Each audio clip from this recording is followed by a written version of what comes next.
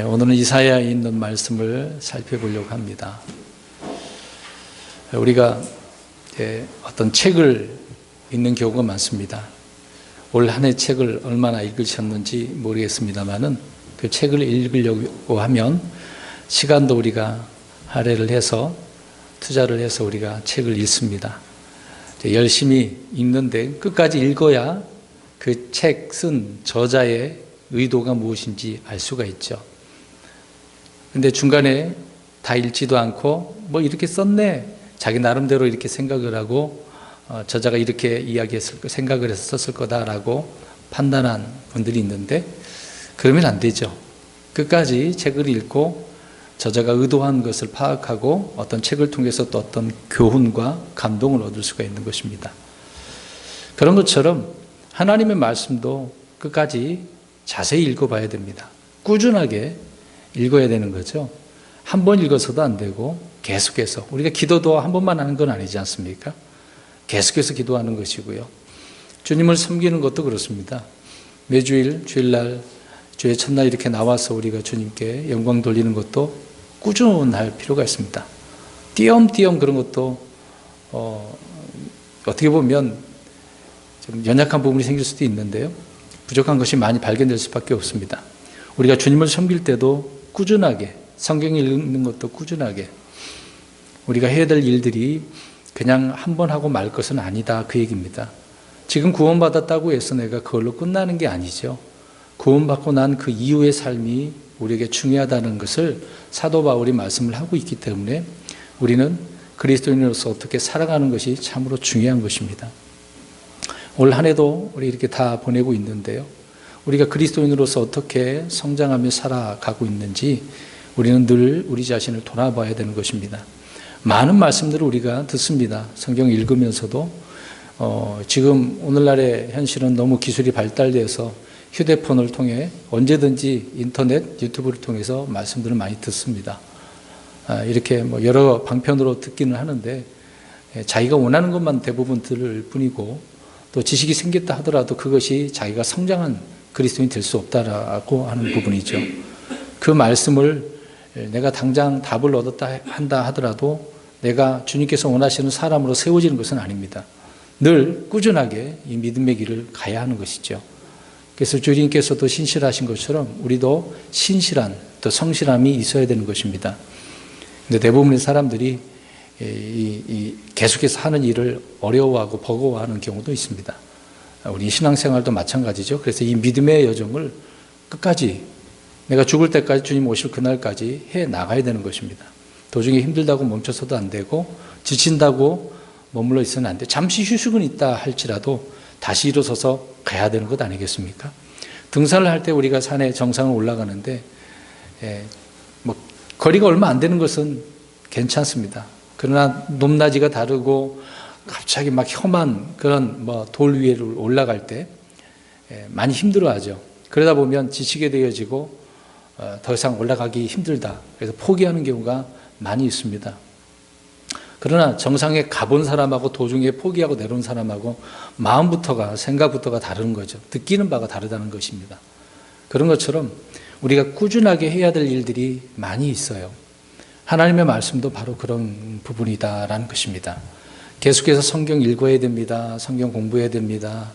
또 문답해야 됩니다. 많은 것을 말씀을 우리 드리고 있는데 그런 부분을 얼마만큼 내가 소화하면서 살아가느냐라는 부분입니다. 이런 부분에 있어서 오늘 우리가 이사야가 우리에게 해주는 말씀을 통해서 우리 자신을 돌아보고 내가 어떻게, 어떤 마음가짐으로 나아가야 되는지를 살펴보려고 합니다. 오늘 28장 9절에서 13절 말씀인데요. 훈계 위에 훈계, 줄 위에 줄, 그리고 여기에도 조금 저기에도 조금, 이런 말씀을 하고 있습니다. 오늘 10절을 잘 보시면 우리가 이제 성경 읽다 보면 이런 문제들이 생기는 거죠. 진리의 말씀이 여기에도 조금 저기에도 조금 있다라고 말씀을 하고 있습니다. 우리는 한 부분만 보면 하나님의 뜻을 다 이해할 수가 없습니다. 주님의 책은 성경 곳곳에 절마다 특정한 진리가 조금씩 있습니다. 한꺼번에 그 구절에 다 기록된 건 아니거든요. 다른 구절도 보아야 한다, 그 얘기입니다. 어떤 곳은 절 속에 있는 단어에 어떤 핵심적인 진리와 교리가 담겨져 있기도 합니다. 그래서 단어 하나하나 한 그 구절이 중요하다는 것이죠. 이런 것은 훈계 위에 훈계, 줄 위에 줄이라라고 말씀을 하고 있는 것입니다. 성경 공부를 할 때 우리는 한 곳에 머무르지 않고 이곳저곳을 찾아서 비교를 하는 것입니다. 그래서 저는 주로 설교를 할 때 성경을 많이 찾습니다. 비교를 하고 눈으로 확인을 하는 작업이죠. 사람의 말로 아름답게 요구를 붙여서 아름답게 꾸민다 할지라도 하나님의 말씀이 아니라고 한다면 의미가 없는 것입니다. 하나님의 말씀을 그래서 우리는 성경을 통해서 풀어나가는 것이죠. 그래서 비교를 하는 것입니다. 그래서 말씀이 여기에도 조금 저기에도 조금 있다 그 얘기입니다. 흩어져 있는 말씀들, 그러니까 퍼즐과 같은 거죠. 그것을 여기저기 흩어져 있는 것을 모아서 그 조각들을 하나로 만들어 가야 되는 것입니다. 그런 일들을 우리가 읽으면서 스스로가 정리를 하는 것이죠. 아, 여기까지 이런 말씀이구나. 성경에다가 기록을 하든지 노트에다 기록을 하든지 그렇게 해 놓아야 조금씩 더 이해를 할 수 있다 그 얘기입니다. 우리는 특정 주제를 공부를 할 때 사람들은 이제 창세기부터 관련된 그 구절을 쭉 읽어가는 분들도 있습니다. 물론 신약부터 읽는 분들도 있겠죠. 근데 주제가 아닌 것들을 공부할 때도 마찬가지로 어떤 구절을 이해하기 위해서는 다른 책의 다른 구절들을 봐야 한다 그 얘기입니다. 창세기를 공부할 때 그 본문에 나오는 의미를 알기 위해서 우리는 시편이나 신약의 복음서 또는 계시록까지 다 살펴보아야 된다는 거죠. 이런 일은 당연한 일입니다. 한 것만 가지고는 알 수 없는 일입니다. 그래서 어떤 사람은 성경을 공부하는 것이 이런 문제 때문에 어렵다, 힘들다, 난해하다, 설교 듣기가 너무 어렵다 그런 얘기를 합니다. 세상 말들을 가지고 예와 놓고 일상적인 이야기를 하면 굉장히 쉽죠. 알아듣기 쉬운 일들이니까요. 그럴 때는 굉장히 쉽다라고 생각을 합니다. 그러나 성경 이야기를 하면 대부분 어렵다라고 이야기를 하는 거예요. 왜 그럴까요? 하나님께서 훈계 위에 훈계를, 줄 위에 줄을 두시고 여기에도 조금 저기에도 조금 그렇게 있게 하셨기 때문에 그렇습니다. 그래서 그런 것들을 찾아서 설교를 하고 하나님의 말씀을 이거다라고 해야 주님의 뜻을 알 수 있는 것 아니겠습니까? 근데 이런 일을 하지 않고 그런 것은 관심이 없다라고 한다면 하나님의 말씀을 알기가 어렵습니다. 깨닫기가 참 어렵다는 부분입니다. 하나님께서 훈계 위에 훈계를 줄 위에 두시고 또 여기에도 저기에도 조금씩 두셨는데 우리는 그래서 반드시 성경을 처음에도 말씀드린 것처럼 통독해야 됩니다. 다 읽어야 되는 거죠. 한 번만이 아니라 계속해서 읽어야 되는 것입니다. 성경을 통독하지 않은 사람은 전체적인 진리의 말씀들을 깨달을 수 없습니다. 발견할 수가 없습니다. 광부가 광명을 찾듯이 열심히 찾아 들어가야 되는 것처럼 그리스도인들도 하나님의 말씀들을 깨닫기 위해서 열심히 읽어야 되는 것이죠. 그래서 요즘 우리 한국에도 통독 성경 그런 단체들도 있더라고요. 그렇게 하는 이유가 왜겠습니까? 하나님의 말씀들을 전체적으로 어떤 의미인가를 알기 위해서 읽는 것이죠.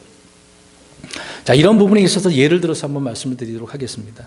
우리가 창세기서를 보면 아브라함의 조카 롯에 대한 이야기가 나옵니다. 둘이 헤어지는데 롯은 어떤 것을 바라보죠? 어떤 곳을? 소돔, 그러니까 고모라가 그 당시에는 굉장히 큰 도시였고 많은 사람들이 왕래하는 그런 곳이고 보니까 하나님의 동산처럼 그렇게 생각을 하는 경우가 있었기 때문에 그곳에 가면 내가 잘 살 거다. 내 편하게 잘 살 거다. 자기 나름대로 그렇게 생각을 했겠죠. 자, 이런 것을 보면 육신적인 롯에 대한 것을 이야기할 때 이 롯은 그렇게 좋은 사람 아니구나 라고 생각을 할 거예요. 창세기서만 보면 그렇지 않습니까? 그러나 베드로후서를 보게 되어지면 그 롯이 비록 소돔의 그곳에서 살았습니다마는 이 사람은 베드로가 말하듯이 의로운 사람이었다라고 이야기합니다. 그의 혼이 그곳에 가서 괴로웠다라고 영이 괴로웠다라고 말씀을 하고 있는 거죠. 혼이 얼마나 그곳에서 고통을 받았는지 베드로 사도는 이 부분을 언급을 하고 있는 것입니다. 그러니까 창세기만 보면 롯이 나쁜 놈이다라고 생각하겠지만 다른 곳을 보면 그렇지 않다 그 얘기입니다. 또 히스기야의 아들 므낫세가 있는데요. 이제 므낫세가 왕이 되어서 정치를 나라를 잘 다스릴 줄 알았는데 그렇지 않았습니다. 정말 사악한 왕이었습니다. 그것만 보면은 이 왕 빨리 죽어야 되겠다 우리가 그렇게 생각할 수도 있을 겁니다. 그러나 다른 부분을 보면 이 므낫세가 회개도 한 사람입니다. 회개한 왕이어서 어떤 왕은 회개도 안 하잖아요. 근데 므낫세는 회개도 한 사람이었습니다. 또 주님께 복을 받은 왕이었다라고 성경 기록하고 있거든요. 잘못한 것은 잘못한 거고 하나님께서 긍휼을 베푸시고 복을 주신 것은 또 복을 주신 것이죠. 그래서 한 편만 보면 안 된다. 양쪽에 있는 다른 데 흩어져 있는 것을 찾아서 봐야 된다 그 얘기입니다. 또 사사기에 나오는 삼손은 어떻습니까? 왜 이방 여자만 이렇게 좋아해? 그렇게 나오죠. 근데 이 삼손은 믿음의 사람이었다라는 것을 히브리서 11장에서 말씀을 해주고 있는 것입니다. 요셉은 또 어떻습니까? 요셉이 이제 감옥에 갇히게 되잖아요. 형들에 의해서 이제 노예로 팔려가고 그러다가 이제 보디발의 집에서 어떤 문제로 감옥에 들어가게 되지 않습니까? 그 아내 때문에. 아무튼 들어가게 됐습니다. 근데 그곳에서 하나님께서 형통해 주신다고 하니까 잘 있었는 줄로 그렇게 생각을 하지만 그러지 않습니다. 시편에 보면 찾지 않으셔도 되고요. 105편 18절에 보면은 요셉의 발이 족쇄에 채워져 있었다고 말합니다. 쇠 안에 넣어졌다라고 이야기합니다. 그러니까 철장 안에 갇혔다는 그 얘기죠. 그런 어려움에 처했다. 그러니까 요셉은 그냥 무조건 만사형통한 그런 사람은 아니었습니다.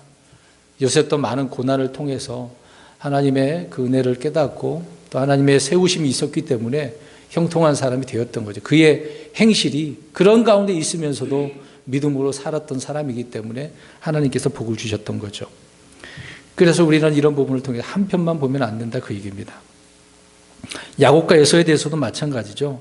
하나님은 야곱을 사랑하고 에서를 미웠다고 하니까 이것 때문에 여러 가지 교리가 나오잖아요. 그런 문제가 아니라 그것을 말씀하고 있는 것은 이스라엘과 에돔의 그 관계를 이야기하고 있었던 것입니다. 그 민족 이야기가 그래서 나왔던 거죠.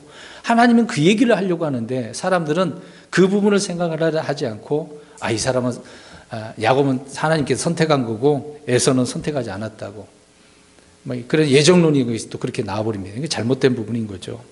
그러나 다른 데서 보면은 에서는요 개인적으로 하나님께 복을 받은 사람입니다. 이런 부분은 우리가 간과하고 넘어가서는 안 되는 것입니다. 그래서 여기에서도 조금 저기에서도 조금. 또 하나는 이스라엘 백성들이 홍해를 통과하는데 근데 그것이 침례를 받은 것이라고 이야기합니다. 또 그 사막 가운데서 물을 그들이 먹지 않습니까? 반석에서 물을 먹었는데 그 반석이 그리스도라고 고린도서에서 사도 바울이 언급을 하지 않습니까? 그래서 이렇게 성경은 해석해 준 부분도 있는데 이런 내용을 안 읽고 구약만 읽었다고 한다면 알 수가 없는 거죠. 그래서 구약과 신약을 옛 언약, 새 언약을 주신 이유가 하나님의 말씀이 여기저기 흩어져 있기 때문에 이것을 통해서 깨달으라고 주신 것입니다. 이스라엘 백성들은 어떻게 보면 불리하잖아요. 근데 지금 우리의 입장은 하나님께서 완전하게 기록을 해두신 이 성경을 통해서 우리는 바르게 이해하고 깨닫게 되어진다 그 얘기입니다. 그래서 우리는 성경을 공부한다라고 할 때 히브리어, 헬라어 공부하지 않아도 됩니다. 기본적으로 신학교 가면 배우는 과정이 있긴 하는데요. 그런 것보다도 우리는 성경을 부지런히 읽으면 됩니다. 읽으면 알 수가 있는 것입니다. 히브리어, 헬라어 공부하면 하나님의 말씀 잘 이해할 것 같아요? 아니에요. 더 복잡합니다. 왜? 단어가 여러 단어로 말하기 때문에 그것으로 해석을 하면 안 되는 거거든요. 번역된 그 부분으로, 기록된 부분으로 우리가 이해를 해야죠. 아무튼 그렇게 하면 여기서 조금 저기서 조금 진리를 취해서 전체적인 진리를 알게 된다 그 얘기입니다. 그래서 성경을 많이 읽으셔야 된다 그 얘기입니다. 하나님의 말씀은 훈계 위에 훈계, 줄 위에 줄이 있고 또 여기서도 조금 저기서도 조금 있기 때문에 그렇다 그 얘기입니다. 그러면 몇 구절 안 되지만 우리가 이것을 한 절씩 살펴보면서 왜 이사야는 이런 말씀을 하고 있는가, 오늘 이 현실점에 우리 이것을 통해 교훈을 얻어서 어떻게 생각을 깨달아야 되는지를 살펴보려고 합니다. 9절입니다. 그분께서 누구에게 지식을 가르치시려는가? 그분께서 누구에게 교리를 깨닫게 하시려는가? 젖을 떼고 젖가슴에서 물러난 자들에게로다. 대언자 이사야는 지금 두 가지 질문을 하잖아요. 누구에게, 그러니까 하나님께서 누구에게 지식을 가르치시고 누구에게 교리를 깨닫게 하시려는가. 누군가 질문을 던집니다. 근데 잘 보십시오. 답을 거기다 또 써놨어요. 뭐라고 이야기합니까? 젖을 떼고 젖가슴에서 물러난 자들입니다. 예.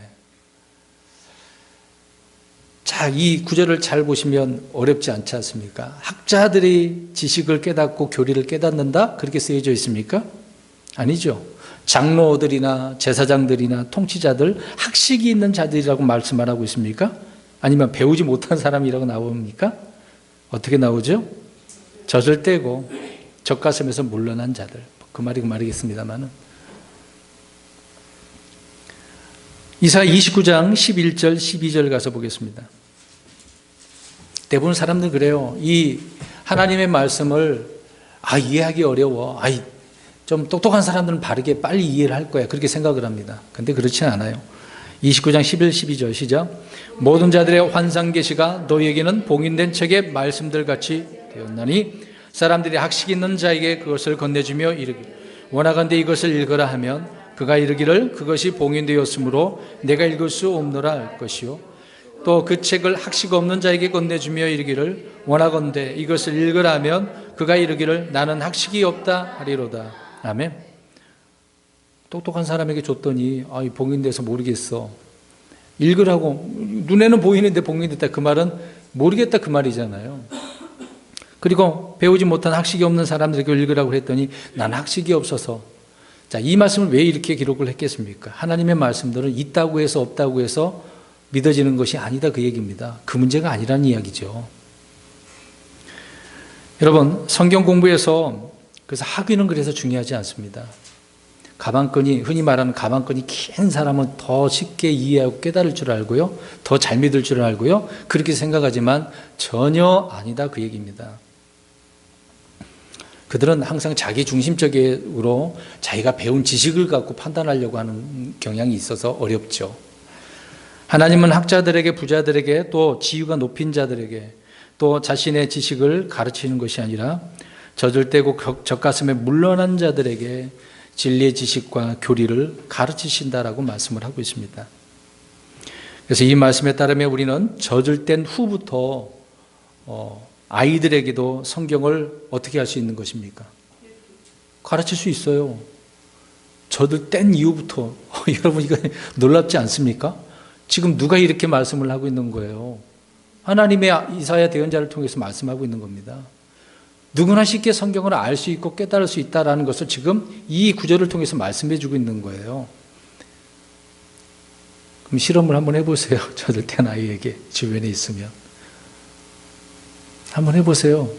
그 아이가 아나 모르나. 저는 이 말씀 그대로 믿습니다.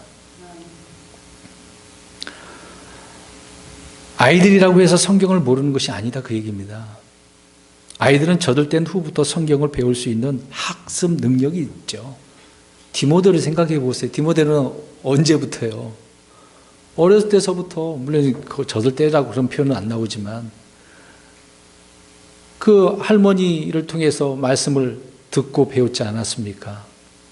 그런 디모데가 하나님의 말씀들을 읽을 때 믿음이 생기고 구원받게 되어지고 놀랍지 않습니까?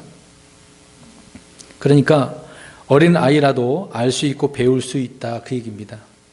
쉽고 단순한 진리가 주의 말씀이라는 거죠. 하지만 어떤 이에게는 성경이 너무도 어려워요. 이해 못하겠는데요. 못 믿겠는데요. 어떻게 이런 일이 벌어질 수 있어요? 이런 기적들 못 믿습니다. 도마처럼 내 눈으로 직접 봐야 되겠네요. 어떤 실용주의적인 그런 생각을 가지고 있으면 안 되는 거죠. 지금 현실의 시대가 그런 시대잖아요. 과학적으로 증명해야 믿으려고 하는 그런 시대지 않습니까? 우리는 그런 게 아니잖아요. 눈에 보이지 않는 하나님의 말씀들을 기록을 해놓으셔서 기록된 말씀을 통해서 주님을 믿고 그 행하신 일들을 믿고 깨닫는 거죠. 그래서 이 시간 주의 말씀, 교리를 깨닫는 방법을 간단하게 몇 가지 말씀드리고 이어서 더 말씀드리려고 합니다. 진리의 지식은요, 히브리서 11장 3절 말씀을 통해서 보면 믿음을 통해 깨닫는 거다라고 이야기합니다. 믿음을 통해. 지금 이렇게 말씀을 드리고 있는 이유가 뭐겠습니까? 우리가 하나님의 말씀을 열심히 공부하고 있습니다. 읽고 있습니다. 이런 말씀들을 깨닫는 그런 부분이 어떻게 해서 우리가 깨닫느냐 그 얘기죠. 금방 말씀드린 것을 통해서 믿음을 통해 깨닫게 되어진다 이야기합니다. 사람들이 성경을 깨닫지 못하고 어려워하는 결정적인 이유는 불신입니다. 믿지 않아서입니다. 불신은 마음속에 비추는 빛을 가리는 베일인 거죠. 베일이 뭔지 아시죠? 가리는 겁니다. 헝겊을 가지고 어떤 휘장 같은 그런 것을 가지고 가리는 거죠. 우리 예수님을 주라고 그리스도라고 믿지 않는 사람은 성경을 읽어도 깨닫지 못합니다. 자, 중요합니다. 주님을 믿지 않는 사람들은 성경을 읽어도 예수님이 주라고 하나님이라고 그리스도라고 깨닫는다고요? 못 깨닫는다고요. 아무리 읽어도 못 깨닫습니다. 믿는 자는 어린아이라도 쉽게 깨닫지만 믿지 않는 자들은 학자라도 깨닫지 못하는 겁니다. 아무리 날고기는 저 도울 선생이라 할지라도 주를 믿지 않는데 뭘 깨닫겠습니까? 자기 생각만 이야기할 뿐이죠. 주님은 젖먹이는 이들에게도 성경을 깨닫게 하실 수 있다라고 오늘 9절 말씀에 말씀을 하고 있습니다. 시편 8편 2절에도 보면은요, 어린아이 같이 단순한 마음을 가진 그런 사람들이야말로 성경을 깨닫기에 아주 좋다 그 얘기입니다. 가장 좋은 마음이 있다는 거죠. 어린아이 같은 그런 마음을 가진 사람들은 쉽게 알 수 있고 깨달을 수 있다 그 얘기입니다. 그래서 진리의 지식은 믿음을 통해서 알 수가 있는 겁니다.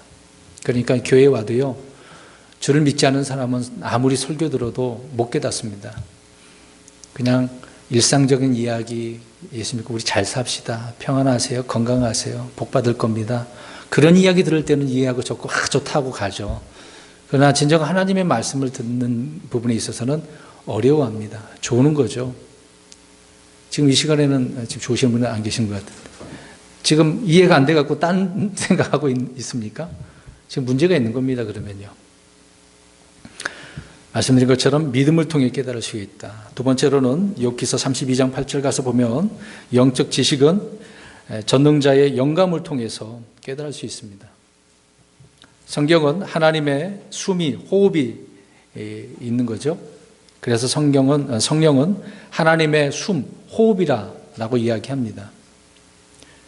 하나님의 영이시기 때문에 성령님을 통해서 우리는 그래서 성경을 깨닫게 되어지는 거죠. 왜? 성경을 영감으로 주셨다고 그랬어요. 영감으로 주신 거거든요. 그래서 영적인 것은 영적으로 분별한다고 하지 않았습니까? 그래서 여기서도 조금 저기서도 조금 이 말씀을 가지고 깨닫는 거거든요. 하나만 갖고 못 깨닫습니다. 여러분 유튜브 많이 들어도 못 깨닫는 경우가 많아요. 왜? 일부분만 들으니까 그렇습니다. 읽으시라니까요. 듣는 게 문제가 아니에요. 직접 읽으셔야 된다고요. 통독을 해야 된다고요. 이런 부분에 있어서 우리는 주의 깊게 성경을 살펴보아야 될 것입니다. 세 번째로 주를 아는 지식은 회개를 통해 마음을 덮는 베일을 벗겨내므로 제거함으로 깨닫게 되어집니다. 내가 회개하지 않잖아요. 안 벗겨집니다. 안 벗겨지는, 계속해서 뭔가 꿍하고 있는 거잖아요. 마음에 안 들지 않습니까? 고집불통이 있지 않습니까? 그러면 안 되는 겁니다. 주께로 돌아서면 마음을 덮고 있는 베일이 벗겨진다라고 말합니다. 그 구절을 한번 볼까요? 고린도후서 3장 16절. 당시 이스라엘 백성들은 그 문제가 있어서 깨닫지 못했습니다. 지금도 마찬가지입니다. 세상적인 지식, 그게 거기에서 벗어나지 않으면 안 됩니다. 고린도후서 3장 16절. 시작. 그럼에도 불구하고 그들의 마음이 주께로 돌아서면 그 베일이 벗어집니다. 예. 마음이 돌아서면, 근데 마음이 안 돌아서는 경우가 많잖아요. 오늘 이스라엘 백성들이 그럴 것이고 지금 세상 사람들이 그렇습니다. 마음을 안 돌이키거든요. 자기 고집에 사로잡혀 있습니다. 자기 지식에 사로잡혀 있으니까 주님, 자기에게 있는 이 베일, 이게 벗겨지지 않아서 주님의 말씀들을 못 깨닫는 거죠. 그래서 믿음 생활 할 수가 없습니다. 성경에 읽는다고요? 못 깨닫습니다.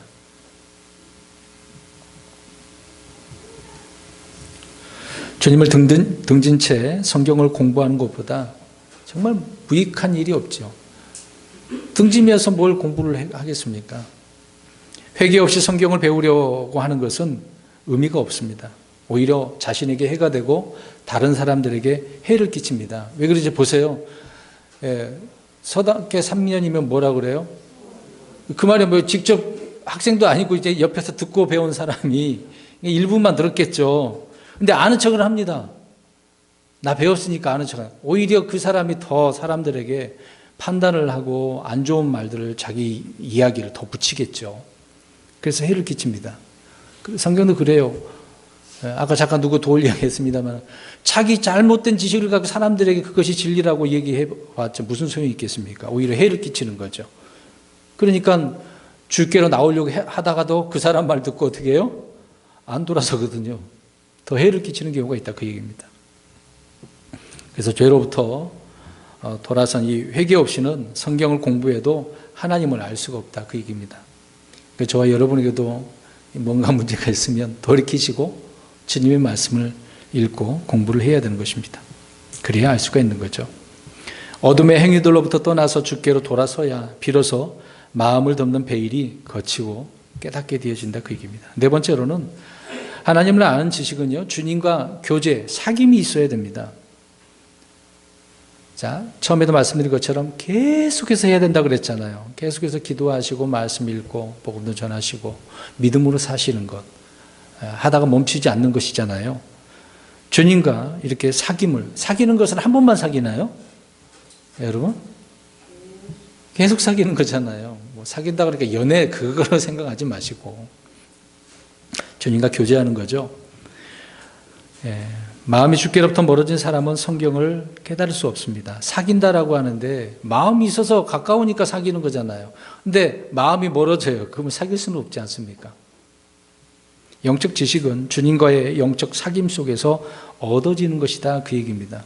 진리의 말씀을, 영적인 말씀들을 깨닫기 원한다면 주님과 사귀셔야죠. 사귀려면 열심히 읽으셔야죠.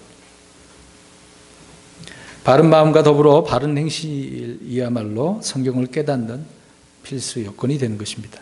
요한일서 1장 6절 7절에 빛 가운데 걸으면이라고 합니다. 빛 가운데 걸으면 우리가 서로 교제하고 그렇게 나오죠. 빛 가운데 걸으면 알 수 있습니다. 다섯 번째로 성경은 성령님의 인도하심을 받음으로 깨닫습니다. 그래서 성령님은 진리 가운데로 인도하신다고 그러잖아요. 근데 우리 육신은 성령을 거슬러 대적합니다. 그래서 우리는 늘 우리 속에서 성령님과 우리 육신이 막 싸우는 거죠.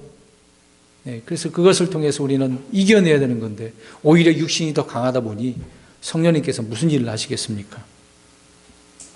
성령님을 따르지 않고 육신을 따르면서 성경을 공부하는 일은 의미가 없다.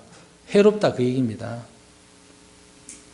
이는 자신뿐만 아니라 다른 사람들에게도 아까도 말씀드린 것처럼 해를 끼치는 겁니다. 자신이 변화되어야 되죠. 삶의 변화가 되어야 됩니다. 그러나 변화 없는 그런 삶을 살면서 성경 공부한다? 의미가 없습니다. 교회에서도 성경 공부 또 기초 공부도 하는데요. 자기 것을 안 내려놓고 이런 마음이 없는데 변화되고자 하는 마음도 없는데 무슨 공부를 합니까? 의미가 없습니다. 가르쳐도. 사실 시간 낭비일 뿐이죠. 죄송한 이야기지만. 성령님을 따르고 거룩함을 추구하는 열망이 없는 그런 성경 공부는 성령을 대적하는 거죠. 오히려 마귀를 이롭게 하는 것입니다. 우린 그래서는 안 되는 거죠. 우리가 성경을 공부하는 이유는 또 여섯 번째, 성령은 우리를 진리 가운데로 인도하신 분이기 때문에 그래서 깨닫게 하시는 거죠. 아까도 말씀드렸는데요. 성경은 알지 못해서 믿기 어려운 책이 아니라 믿지 못해서 알기 어려운 책입니다. 믿지 못해서예요. 믿지 못해서. 잠언서 8장 9절에 깨닫는 자에게는 그것들이 다 명백하며 지식을 얻는 자들에게는 올바르도다. 우리는 그리스도의 서신이라고 하는 그런 자들 아닙니까? 생명을 살리는 그런 영의 직무를 맡은 사역자들입니다. 그래서 진리를 깨닫고 싶다면 주께로 돌아서는 것은 필수적인 것이죠. 우리가 그런 사람들이 깨닫고 주님의 말씀을 증언할 수 있는 것입니다. 자, 계속해서 9절 보십시오. 아무튼 우리가 진리의 지식을 어떻게 해야만, 어떤 것을 통해서 깨닫는가 그 말씀을 드렸는데, 다시 9절 보십시오. 성경은 갓 구원받은 사람, 거듭난 사람을 갓 태어난 아이라고 이야기합니다. 자, 오늘 9절만 보면 젖을 젖가슴에 물러난 자들, 그렇게만 보면은 우리가 이해를 할 수가 없잖아요. 그래서 여기저기 흩어져 있는 말씀을 보면 이러한 사람들을 갓 거듭난, 갓 태어난 사람이다, 이제 예수 그리스도를 믿고 태어난 사람이다, 그 얘기하고 있습니다. 그래서 성경은 구원받는 그 순간부터 배울 수가 있다, 그 얘기입니다. 주님은 교회 오래 다닌 사람들로부터 가르치는 것이 아니라 주를 안 순간, 믿는 그 순간부터 가르치시는 거예요. 자, 여기 이제 오래 교회 다니신 분도 계시는데, 얼마 안 되신 분들도 있는데요. 오래 다녔다고 해서 성경을 많이 알고 잘 믿는다고 생각하십니까? 전혀 아닙니다. 이제 간 믿어도 잘 믿을 수 있습니다. 더 선을 행하고 믿음으로 사는 사람은 많습니다. 그런 기준은 아니라는 거죠. 중요한 것은 지금 거듭난, 갓 태어난 사람들이 주님의 말씀을 알 수 있다, 그 얘기입니다. 그래서 그 순간부터 우리는 가르치는 거죠. 구원받기 전까지는 다른 말 할 필요 없습니다. 주님을 믿게 하고 구원받게 하는 그 일이 우선이거든요. 아무리 다른 거 말해봤자 의미가 없다고요. 다시 거듭나야, 태어나야 어떻게 한다고요? 주님의 말씀을 배울 수 있어요. 깨달을 수 있다, 그 얘기입니다. 그러니까 순서를 우리가 잘 아셔야 돼요. 주변 사람들에게 아무리 성경 좋은 말씀을 갖다 말을 해줘도 의미가 없습니다. 죄송한 이야기지만. 안 믿어지는 건데 어떻게 역사를 하겠습니까? 믿어져야 그 말씀이 역사가 일어나는 거죠. 주님께서 누구에게도 학문적인 기초가 없다고, 언어 실력이 없다고, 어떤 논리적인 사고가 부족하고 배운 것이 없어서 못 가르치겠다고 하지 않았습니다. 젖을 뗀 자에게 가르치시겠다고 하신 것이죠. 주님은 어린 아이들에게 젖으로 그래서 먹이십니다. 말씀의 순수한 젖으로 먹이시는 거죠. 그래서 그 순수한 말씀을 듣고 그 사람이 배워서 깨닫고 성장해 나가는 것입니다. 성경은 구원받는 그 순간부터 배우는 것이라는 것이죠. 그런데 복음을 전해서 구원을 받은 사람이 있어요. 정말 믿어서 구원받은 사람이 있어요. 그런데 그런 사람들은 대부분 성경을 알고 싶거든요. 주님이 누구신지 알고 싶어요. 그래서 말을 안 해도 스스로가 읽어지게 되는 경우가 있습니다. 그러나 그렇지 못한 사람들은 좀 의심을 해봐야 돼요. 죄송한 이야기지만. 구원받으면 자동적으로 성령님께서 이렇게 알게 해주시는 거예요. 누구를 통해서든 들은 말들이 있다고 한다면 생각나게 해주셔서 말씀을 읽고 기도하게 만드는 거거든요. 근데 그렇지 않은 사람들이 얼마나 많은지 아십니까? 구원받으면 다 끝났다고. 뭐 이제 구원받으면 됐지 않았어. 그래서 성경도 안 읽어요. 그러니까 조금만 어떤 일이 벌어지면 힘들고 어려운 삶을 살아가는 거죠. 넘어지는 겁니다. 성경은 구원받는 순간부터 배우는 것이다. 베드로전서 2장 2절에 새로 태어난 아기들로서 말씀의 순수한 젖을 사모하라. 이것은 너희가 그 젖으로 말미암아 성장하게 하려 함이라. 순수한 말씀의 젖은 성장하게 하는 것이기 때문에 갓 태어난 그 직후부터 배워야 되는 겁니다. 그런데 배우기 싫은 사람이 많네요. 이 배움이라는 것이 우리가 흔히 이제 태어나면 학교 가서 그 문제는 아니잖아요. 뭐 그 세상적인 지식은 배우든 안 배우든 저는 둘째치고, 오늘 그리스도인이라고 한다면 하나님의 말씀을 배우는 것은 당연한 일이거든요. 주님께서 배우라, 공부해라, 가르치라, 그런 말씀을 해주고 있기 때문에 그렇습니다. 아직은 어려서 못 배운다라고 하는 생각이나 그런 말들을 해서는 안 됩니다. 아직 제가 몰라서요. 더 배워야 되는데 그런 말 하지 말라고요. 어릴수록 더 좋은 거죠. 초신자일수록 더 배우기 좋습니다. 다른 것 잘못된 지식을 배우고 온 사람 참으로 어렵습니다. 그것도 하나의 베일이거든요. 킹제임스 성경을 알고 교회 오시는 분들은 그런 문제가 잘 안 벗겨집니다. 그래서 말씀을 잘 이해를 못하는 거죠. 설명을 해줘도 이해가 안 됩니다.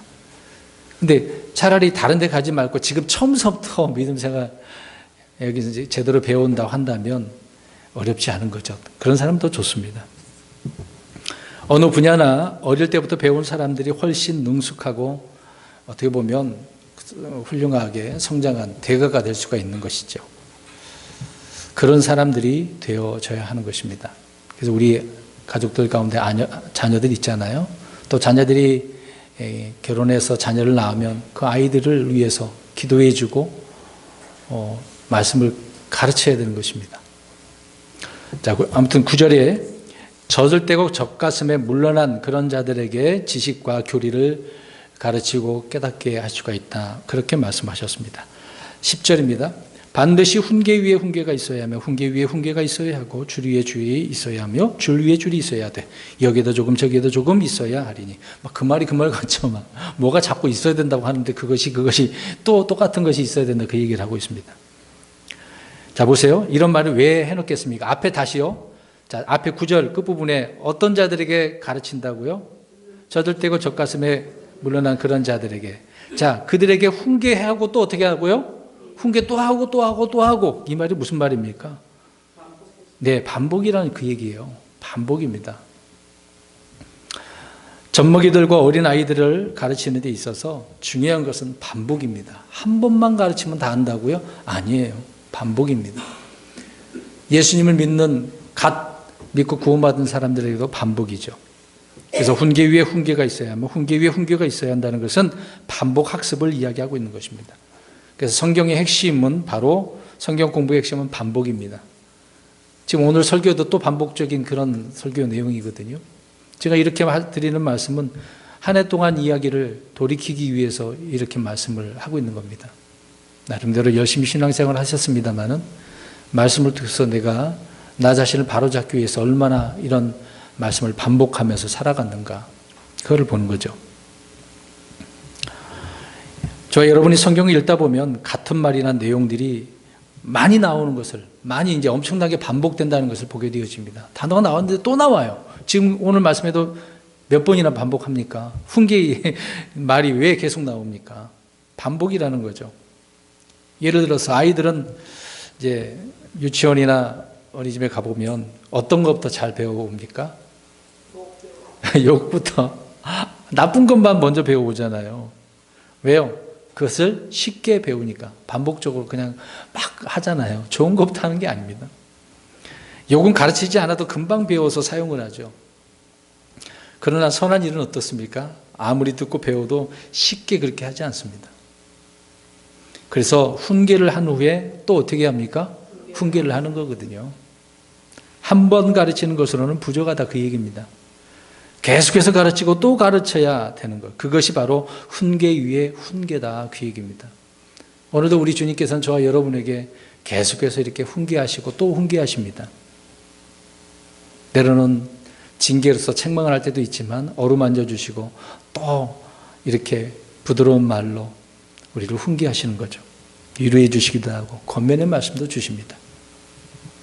성경은 아버지 하나님께서 자신의 자녀들을 가르치기 위해 주신 책이다라고 말하고 있습니다. 하나님의 자녀들이 그래서 부지런히 듣고 읽고 배울 수 있도록 훈계 위에 훈계를 기록을 하신 것입니다. 저와 여러분이 만약 어떤 책에 저자의 책을 몇 권 읽었다 생각을 해보시기 바랍니다. 근데 책 제목만 좀 다를 뿐이지 계속해서 재탕, 삼탕하는 경우가 많거든요. 논문도 대부분 그렇습니다. 주석도 그런 내용들, 여기저기 책을 참고한 것들을 거기다 해서 기록을 하는 내용들이 많습니다.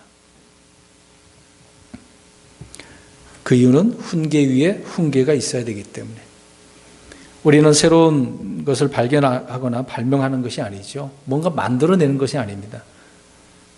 이미 기록된 말씀을 반복해서 선포하고 있습니다. 그럼 지금 보세요. 66권, 물론 처음부터 66권이 있는 건 아니잖아요. 오랜 세월이 거쳐서 1500, 한 2000년 좀 못되게 이런 과정을 통해서 성경이 기록됐거든요.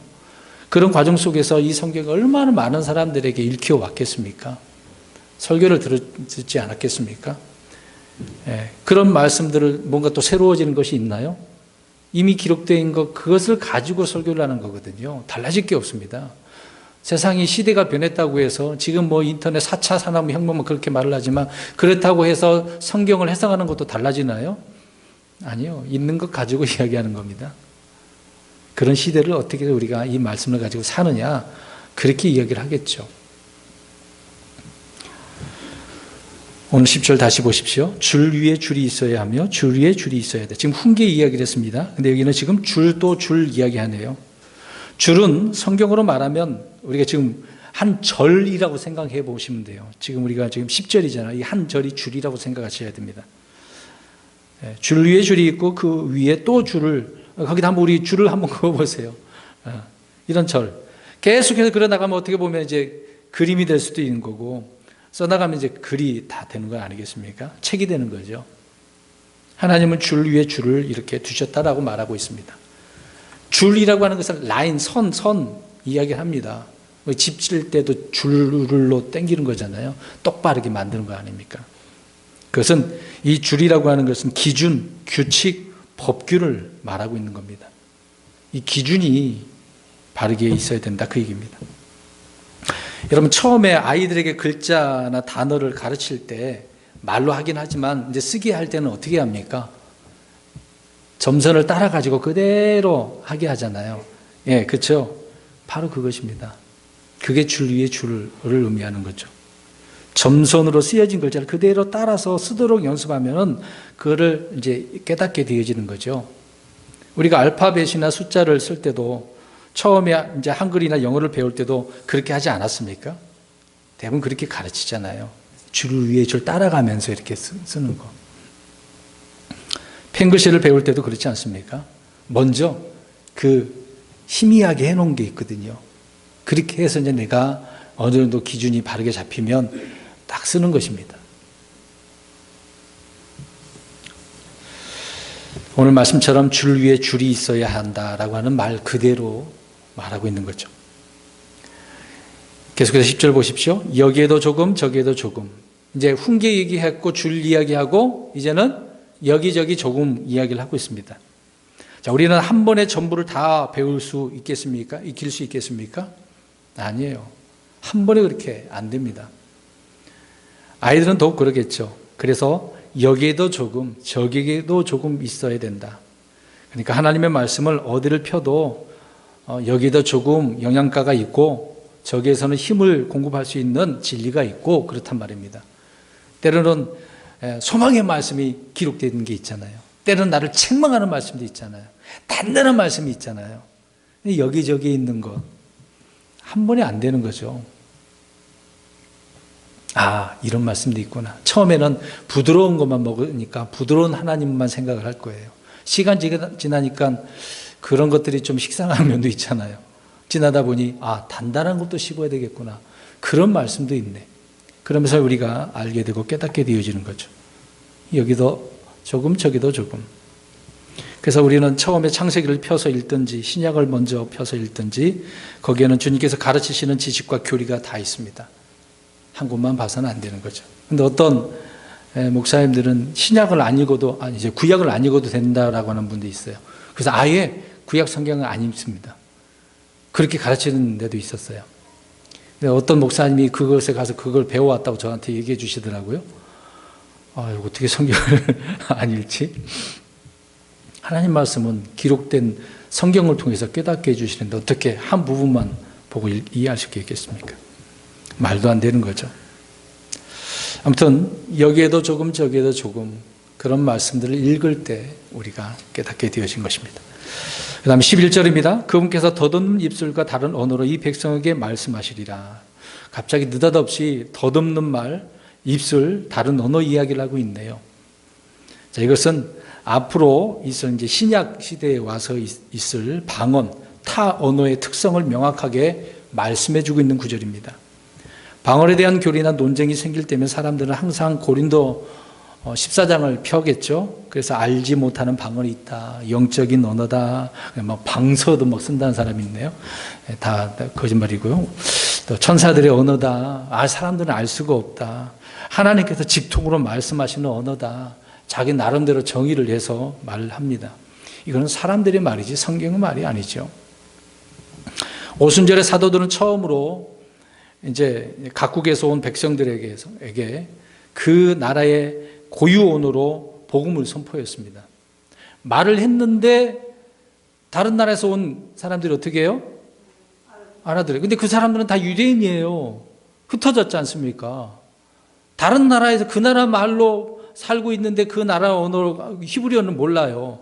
근데 들어왔는데 사도들이 말씀을 전했는데 나는 히브리 말로 했는데 그들에게는 그렇게 들리는 거죠.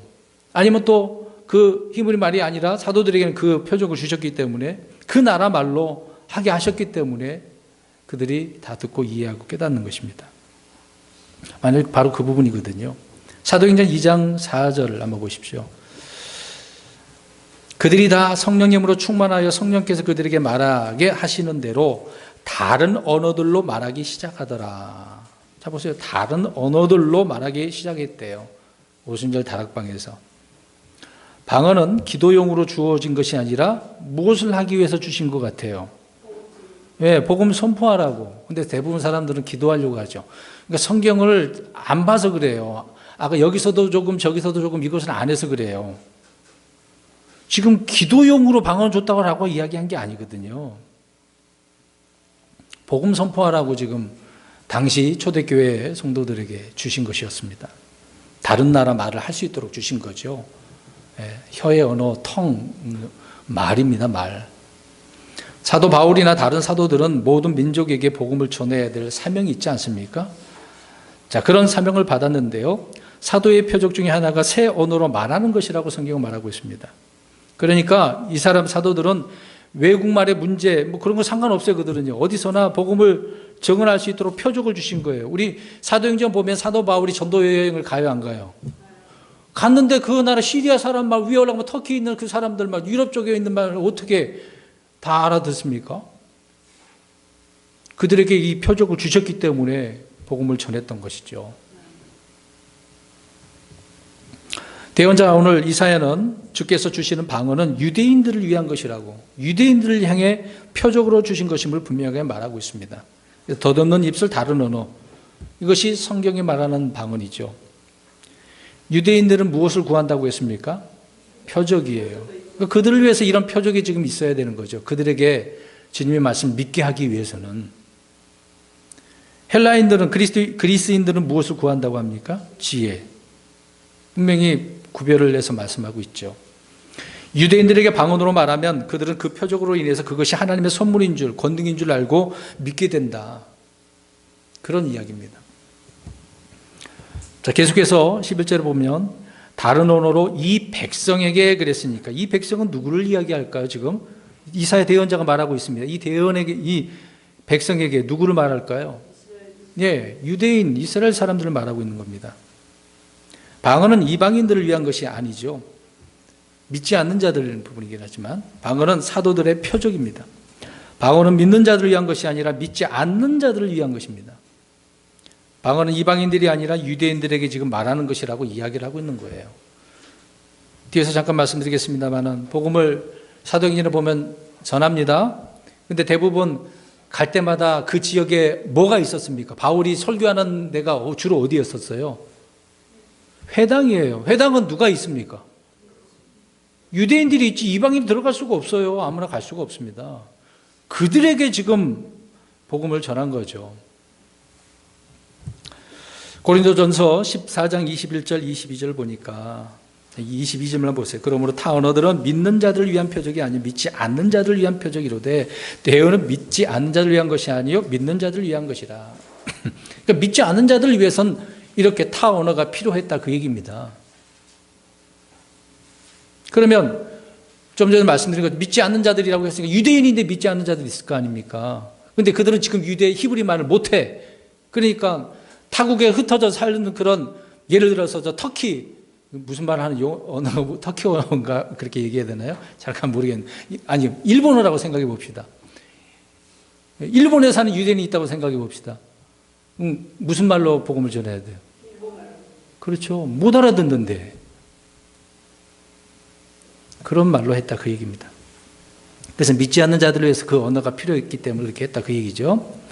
바울은 이사야를 그래서 그대로 이용해서 말씀을 하고 있는 게 고린도서입니다. 그러니까 방언이 누구를 위한 것인지 정확히 말하고 있는지 말씀해주고 있기 때문에 논란의 여지가 없는 거죠. 오늘날 말하는 그런 방언 의미가 없는 거죠. 그리고 방언을 한 예들을 보면은요, 모두가 정상적인 그냥 그 나라 말을 하는 것입니다. 고넬료의 집에 사람들 한번 보세요. 고넬료가 어느 나라 사람입니까? 고넬료 누군지 모르세요? 이탈리아, 로마. 그 사람 보면 그 안에 있는 사람들이 다 대부분 로마 사람들, 로마가 하는 그 당시 언어를 쓰지 않았겠습니까? 그리스 말 했겠죠. 자, 그런데 그 집 사람들은 베드로와 함께 온 사람들 앞에서 유대인들에게 방언을 했어요. 그들에게 방언했다라고 사도행전 10장 46절에 말씀하고 있습니다. 그래서 그들이 이방인들도 성령의 선물을 받은 줄 알게 되었다라고 말하고 있는 거죠. 에베소에서 온 그 요한의 제자들도 있는데 바울이 전한 복음을 듣고 안수를 받으니까 그들이 방언을 하고 대언을 했다라고 하는 내용도 있습니다. 바울이 전한 예수님과 성령이 사실이다라는 것을 입증시켜주는 그런 내용이 있죠. 그런데 그들이 다 누구냐고 한다면 유대인들이었다는 겁니다. 그냥 에베소 그러니까 저 이방 사람들인 줄로 생각만 하시면 오산이거든요. 고린도 교회의 이 타언어 역시 거기에 있는 유대인들과 믿지 않는 자들을 위한 것이었다. 그 얘기입니다. 만약 누가 방언으로 말하면 누군가는 통역을 해야 되는 것. 왜요? 지금 언어가 다르니까. 미국 사람이 왔다 그러면 제가 영어를 못하니까 통역을 못하니까 누구를 세워야 돼요? 할 수 있는 사람을 세워야죠. 어떤 사람은 바울이 방언을 말했다라고 하기는 하는데요. 자, 고린도전서 14장 18절에 내가 너희 모두보다 타 언어들을 더 많이 말함으로 내 하나님께 감사하노라. 와, 보세요. 타 언어들을 엄청나게 많이 했대요. 바울이요. 능력이 있어서 그렇게 했겠습니까? 하나님께서 사도이기 때문에 그에게 표적으로 이 타 언어 말할 수 있던 능력을 주신 거예요. 그래서 복음을 전할 수 있었던 것입니다. 더 많이 했대잖아요. 바울이 뭐 어디서 배웠길래. 바울은 사도였고 그가 한 말은 모두 복음 선포를 위한 것이었습니다. 그래서 복음을 전했던 것이죠. 그냥 알 수 없는 이상한 말로 모두 기도하기를 원했던 것이 아니라 듣는 그들의 나라 말 모국어로 그리스도를 증언하기를 원했다, 그 얘기입니다. 근데 고린도 교회가 항구 도시고 선박도 있고 외국인들이 많이 다니기 때문에 거기에 그리스도인들도 있지 않았겠습니까? 크리스찬들이 듣는 이들의 모국어로 믿지 않는 자들에게 복음을 전한 것이죠. 그게 타 언어다, 그 얘기입니다. 그래서 대언하는 것을 사모하고 타 언어들로 말하는 것을 막지 말라라고 고린도전서 14장 39절에 말씀을 하고 있는 것입니다. 근데 그것이 진짜 오늘날 은사주의들 말하는 그런 것으로 생각을 하면 안 되겠죠. 그래서 오늘 말씀이 사도 바울이 언급한 그 구절들처럼 정확하게 일치를 하고 있는 겁니다. 이제 12절 보십시오. 이 백성에게 그분께서 이르시되 이것이 안식이니 너희는 이것으로 피곤한 자를 안식하게 하라. 이것이 상쾌함이라 하셨으나 그들이 들으려 하지 아니하였느니라. 자, 이스라엘 백성들은 바벨론에 이제 북이스라엘은 아시리아에 멸망을 했잖아요. 남유다는 바빌론에서 망했지 않습니까? 자, 흩어지게 되어집니다. 망하긴 했는데 뿔뿔이 각 나라로 이제 흩어지게 되어지죠. 그들은 이방 땅에 살면서 이제 점점점 2세, 3세가 태어나니까 히브리 말을 하겠습니까? 못 하겠습니까? 못 해요. 못 한단 말입니다. 그 나중에 70년 동안 있다가 나중에 돌아왔는데 돌아오는 사람들 역시 히브리어를 못 해요. 어려움을 겪어요. 느헤미야 13장 24절에 가서 보면은 그 외에 이제 다른 부류의 사람들이 있는데 이방 여인과 결혼한 그런 부분이 있었습니다. 근데 그들은 아스돈 말을 하는 자가 절반이라고 하면서 히브리 말을 못했다라고 말을 합니다.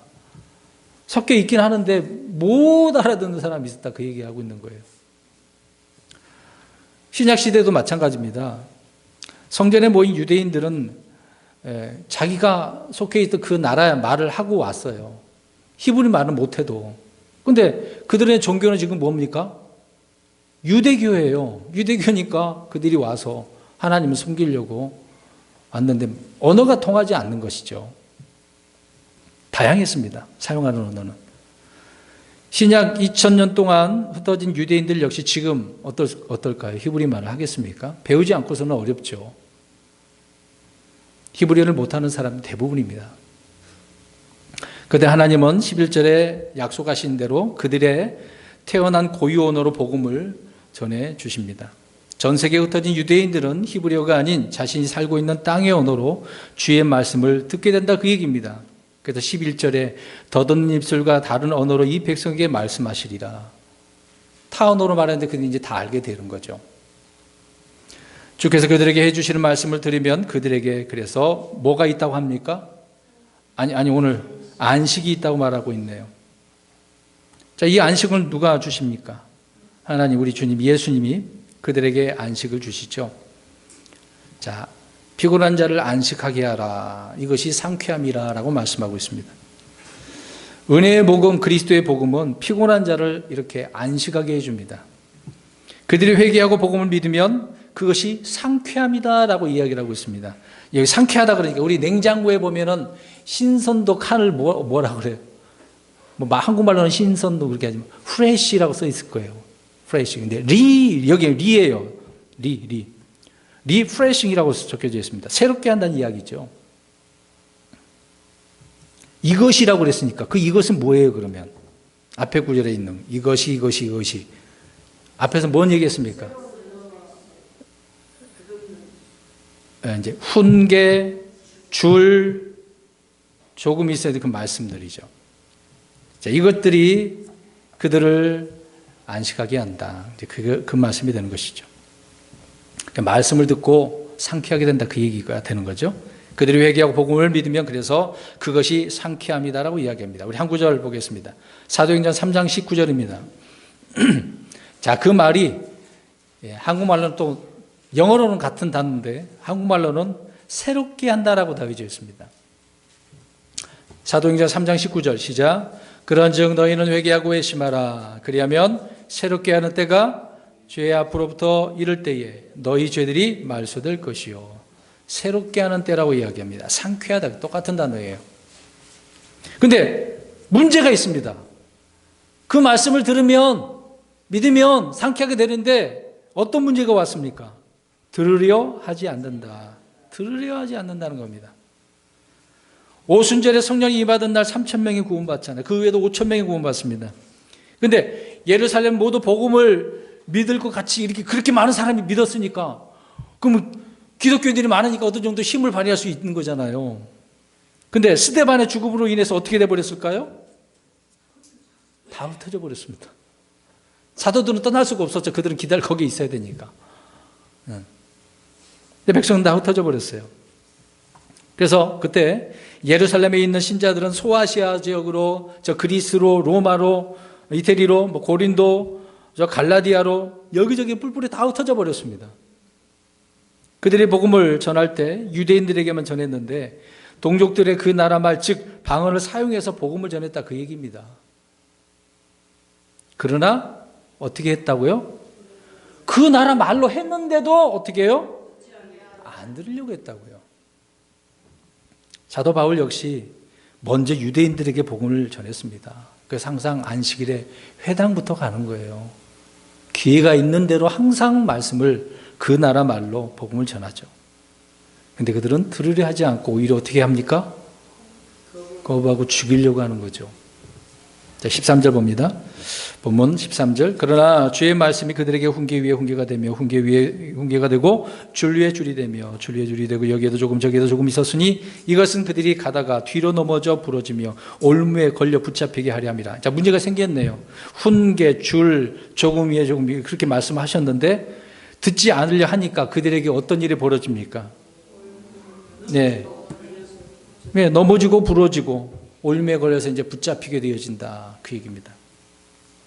그러니까 주님의 말씀이 그들에게 훈계가 되어야 되고 그래야 되고 줄 위에 줄이 돼야 되고 그래야 되는데, 근데 이들이 주님의 말씀을 듣지 않으니까 문제가 생겼습니다. 그럼 보겠습니다. 율법서에서도 예수님에 대한 이야기가 예언되어져 있어요, 안 되어져 있어요? 되어져 있습니다.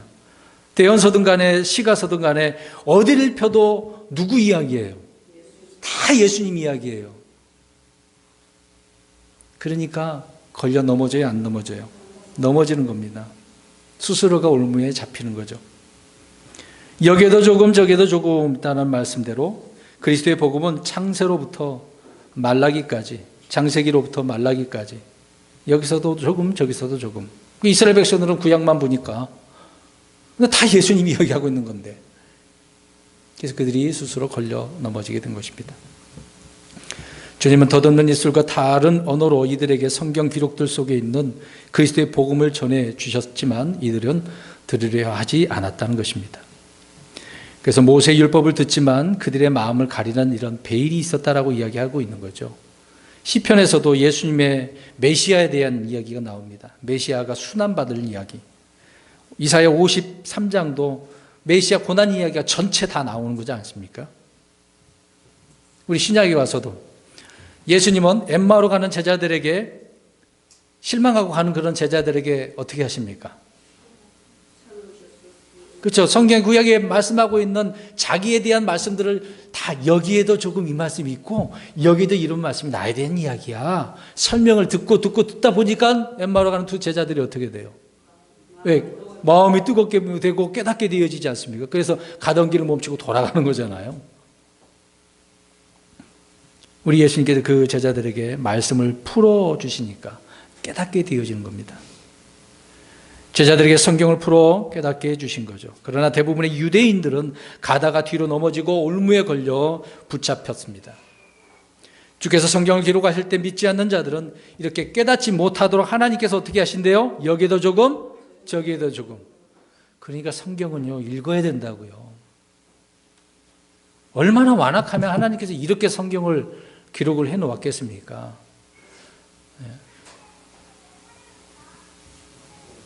네, 디모데는 어렸을 때서부터 성경을 통해 믿음으로 구원받게 되어지죠. 그래서 지혜롭게 되고 사역자가 돼서 사는 거 아니겠습니까? 근데 이런 예는 드물어요. 근데 대부분의 사람들에게는 성경책이 지금 봉인돼서 닫혀 있는 것처럼 걸림돌이고 올무가 되고 있는 것입니다. 지금 젖먹이는 자들에게 가르쳤는데도 듣지 않으려고 하니까 이런 일이 벌어지는 거죠. 스스로가 그래서 걸려 넘어지는 겁니다. 신앙생활을 제대로 못하는 거거든요. 수가 많으면 뭐 하겠습니까? 그런 분들 보면 답답할 수밖에 없습니다. 1년 내내 이런 내용들을 말씀드려도 순종하지 않으니 답답한 거죠. 자, 다시 마지막 13절 보시기 바랍니다. 조금만 하면 되겠네요. 구원을 주는 성경에 걸려 뒤로 넘어지고 올무에 걸려 붙잡혔다라고 하는 것은 어떻게 보면 희한하지 않습니까? 특이한 일이고 이상한 일이잖아요. 우리가 이단 종파들을 생각해 보세요. 그들에게도 성경이 있습니까? 없습니까? 있어요. 프리메이슨, 안식교, 몰몬교, 여호와 증인, 우리나라 지금 하나님의 교회 신천지 막 난리치지 않습니까? 어딜 가도. 그들에게는 성경에 대한 열심이 얼마나 있어요. 이게 맞다고 막 들이밀고 열심으로 우리 교회까지 막 전단지 갖다 뿌리고 갖다 스티커도 붙여버리고 못된 짓은 다 하잖아요. 열심히 대단하다는 건 인정하는데, 자 보세요. 아무튼 열심히 대단합니다. 근데 그렇게 공부를 하는데 어때요? 유대인들도 마찬가지로 구약 성경을 가지고 있잖아요. 열심히 공부합니다. 그런데 그것이 주 예수님을 그리스도로 믿지 않는 증거로 자기들이 사용을 하고 있는 거죠. 제대로 믿는 겁니까?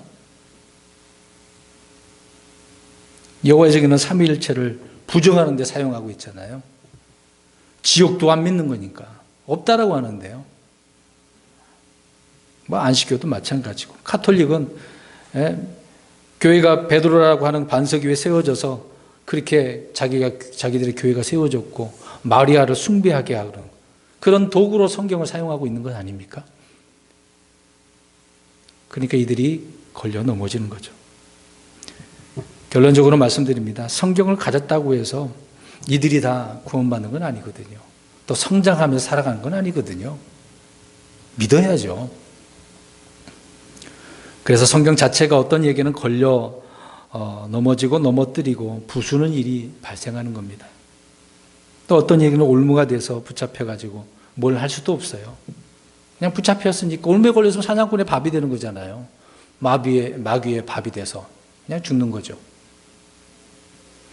오늘 이사야서를 보겠습니다만은 8장 14절을 보니까 그가 성소가 될 것이나 이스라엘의 두 집에게는 걸림돌과 실족하게 하는 반석이 되며 예루살렘 거주민들에게는 함정과 올무가 되리니 이스라엘도 마찬가지입니다. 그들에게 성경이 그러하듯이 예수님도 마찬가지로 걸림돌입니다. 저 예수만 없었으면 좋겠어. 그러니까 유대인들이 예수님 어떻게 하려고 합니까? 죽이려고. 근데 죽여서 끝났는 줄 알았는데 어떻게 돼요? 그들의 뜻이 이루어진 것이 아니라 주님의 뜻이 이루어진 거죠. 성도 여러분, 주님께서 주신 성경은 믿는 자들에게 유익한 겁니다. 믿지 않고 우리가 문답하는 거요? 의미 없습니다. 믿는 자들에게 유익한 겁니다. 그렇지 않은 사람들에게는 걸려 넘어지는 걸림돌이고 붙잡는 올무가 되는 거죠. 우린 그렇게 살면 안 되잖아요. 우리에게 주신 이 말씀으로 우리를 바르게 세우고 주님께서 기뻐하시는 성도가 되는 저와 여러분 되시기를 주의 이름으로 축원합니다. 아멘.